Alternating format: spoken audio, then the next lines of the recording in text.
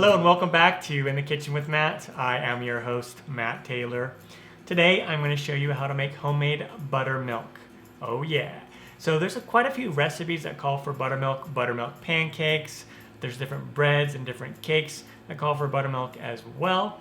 But what if you don't have access to it in your country, or maybe you don't want to go to the store and buy some? You can make it at home pretty easy. A very good substitute. It's not exactly the same buttermilk that you would buy at the store, but it's a very good substitute and very close.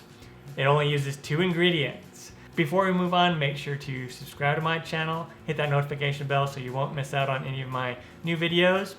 Let's get started.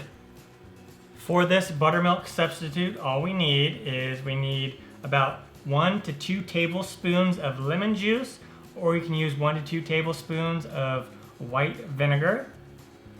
And we're gonna just cut this lemon in half.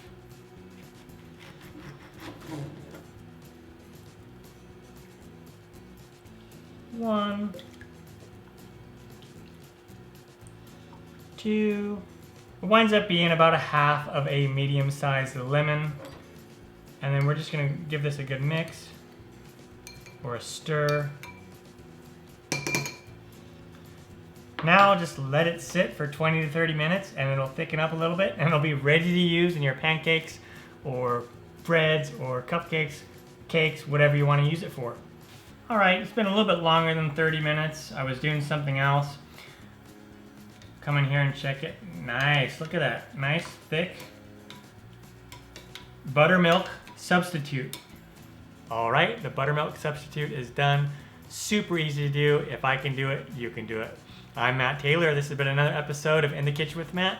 Thank you for joining me. As always, if you have any questions, comments, or requests, put them down below and I'll get back to you as soon as I can. Thumbs up, down in the corner, push it. Don't forget to subscribe to my channel and check out my other videos. Take care.